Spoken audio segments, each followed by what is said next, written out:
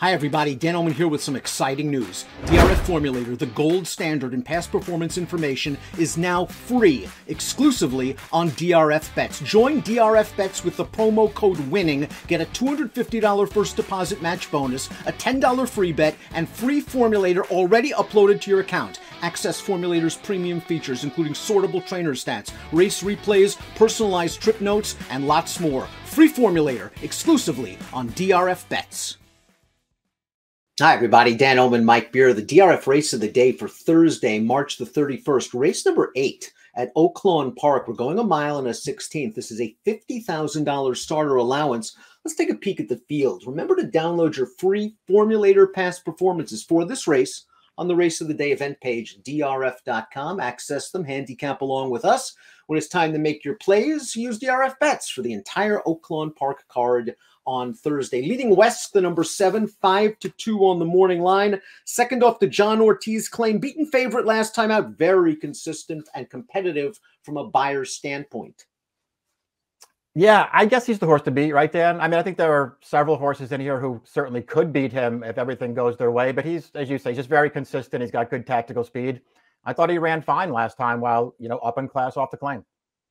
You said a mouthful. He certainly does have good tactical speed, and that would put him in good stead if you believe the Timeform US pace projector. And I'm inclined to believe that this race might be run at sort of a moderate tempo. Looking at the pace projector, we see Incorruptible, the 6. If he does go, he would be wheeling back on a week's rest. This horse is a stretch-out sprinter with speed. He can make the lead. Horses like Leading West and Tis Right Time will not be far away.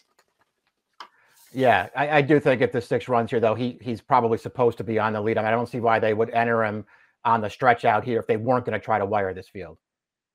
The number 1, Notary, is a horse that could be up against it from a pace standpoint. We saw in the pace projector, I mean, he is not expected to show a lot of early speed, and I would agree. His first start off the claim was kind of a good effort. Similar situation, not a lot of pace, 48 and change to the half.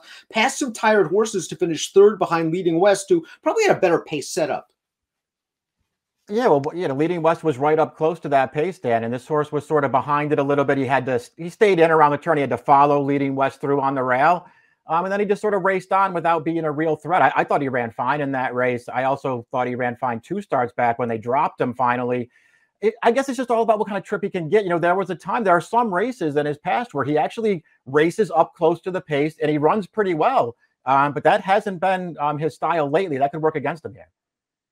Chisholm Trail, the number 2, another horse that is likely to come from the back of the pack and will need some pace luck and will certainly need some racing luck. He got it last time out in a $30,000 maiden claiming event. We're going to watch Chisholm Trail right now. It came over this course at this distance, but he got a really good pace to attack and a pretty good closer's trip, saving ground turning into the stretch. Yeah, it just sort of felt like everything really worked out for him here. He didn't improve all that much. He improved a little bit. He didn't improve that much. And it just kind of feels like it's the trip that makes the difference for him here. There was pace in front of him. He never had to leave the inside, and he eventually gets the job done. He's going to have to improve by a lot to beat this field. The number 3 is Calibrate, who's come a long way since finishing 11th in the 2020 Breeders' Cup Juvenile. He was claimed for $50,000 out of his last race. He was the beaten favorite that day. Maybe it was the wet track. Maybe he just didn't fire. They're going to put blinkers on and try to move him forward. Yeah, I don't really know what to do with him. He started out like he was going to be okay for Asmussen. It didn't work out for him since they've come back this year with a few starts. Just really hasn't run that well. The drop in class didn't do anything for him last time. He was just never involved in that race, Dan. I don't know. Maybe he'll do better off the claiming here. I guess he'll be a price this time if you like him. While Calibrate was claimed away from Steve Asmussen, the 4, Schmooze, was taken by him out of the race. We'll show you right now on March the 17th. This horse was dropped into a $30,000 maiden claimer and very game to win. Makes a sweeping move to the front. The horse following his cover right now is going to tip outside. Has all the momentum, but Schmooze somehow digs in the final 16th of a mile. Got to think it's a good sign Asmussen took him for 30. Yeah, I think it probably is. It'll be interesting to see how much he can improve. I would wait and see what kind of price he goes off at before I made a final decision, maybe then, because I thought he ran fine in here. It's still not a fast race. Obviously, his prior 2 starts are on synthetic, so I guess you can give him a pass for those. I don't know. Maybe he jumps up in a big way here and pulls off an upset, but it would have to be an upset for me to bet him. He's 6-1 on the morning line. I guess Asmussen, one of the reasons he took him is A, because of his pedigree, and B, very unexposed on dirt. His two prior races to the race we just saw, two previous races came on synth, and the race in his career debut on dirt, he was in against, Call Me Midnight, who's now a graded stakes winner at the fairgrounds. Sol del Sur is the number 5, second off the Norm Cassie claim, a horse that I can understand what Ricardo Santana Jr. did last time out. There wasn't a lot of early pace. He tried to get this horse into the race with a mid-move, flattened out. To me, in these sort of starter allowance races, that's a tough trip. You got to get the good trips in with these horses, and Sol del Sur might have been taken out of his element a little bit. He could do better here. Yeah, I think he can too. It'll be interesting to see what happens, because I guess we'll look at that replay in a little bit, Dan, the Leading West race. Leading West sat on the rail the entire way. Notary sat on the rail behind Leading West all the way. They ran second and third. This horse never got over towards the inside. 3-4 wide all the way around the track. Tried to make a run at it around the turn and got tired in the stretch. I think he can do better. Incorruptible is up next. And again, it's all about distance for this horse, who steps up out of a conditioned claiming victory last week. Let's watch that 6 furlong race. It didn't seem to be going very fast early. Incorruptible is battling with the horse to his outside, a horse returning off a lengthy layoff. And Incorruptible was very confidently handled turning into the stretch, eventually going to put away the layoff horse trained by Asmussen, and will widen despite drifting out late. Personally, I think there's enough pedigree for him to get the distance if he can shake loose and drop down the anchor, and that might happen. Yeah, he should make the lead in here. We'll see how far he can take this field. I thought he ran fine winning that race. It was certainly a step in the right direction anyway, though, Dan. I didn't, have a ton of confidence in him stretching out in this spot, but he is 12-1. Let's watch that Leading West replay that we'll show you right now, because the number 7 Leading West, our morning line favorite, is up next. Second off the John Ortiz claim. Again, he was able to stay right up close to the pace. He's on the rail turning for home. He will run second. Notary will run third. And the troubled Sol del Sur will finish fourth. Maybe Sol del Sur is the horse to take out of this race. Leading West has a history of seconds and thirds. Yeah, that's the problem. A little bit of a problem with him, but overall he's just really consistent. He can obviously win here. He's not going to get the job done in this spot off of a really good trip, Dan. But listen, he was very game through the stretch. He was sort of pinned down on the rail.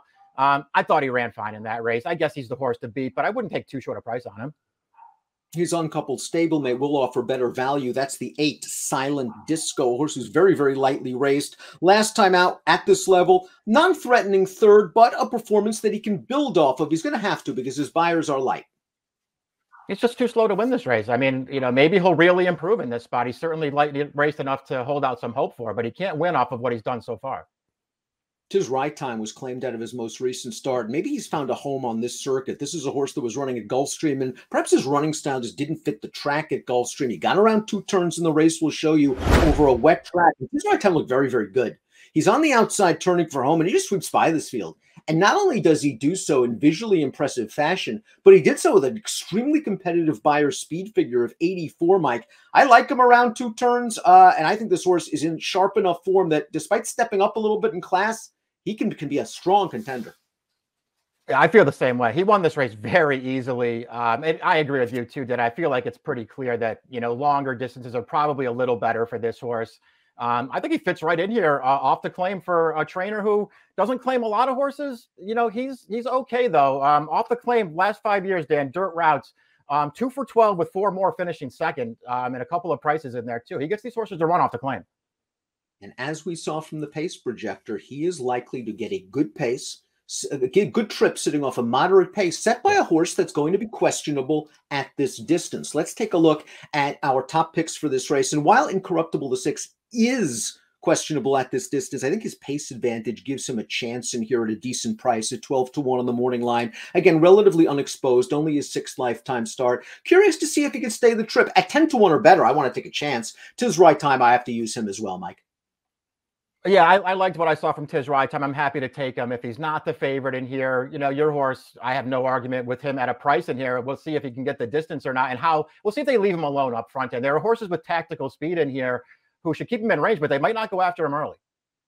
One of them will be Leading West, who Mike and I agree is the horse to beat in this race, but maybe not the horse to bet if he goes off around 2-1 or 5-2, given his propensity for accepting minor awards. 9-1-7-5 for Mike, 6-9-3-7 for me. It's the Thursday race of the day. It's at Oaklawn Park. Good luck.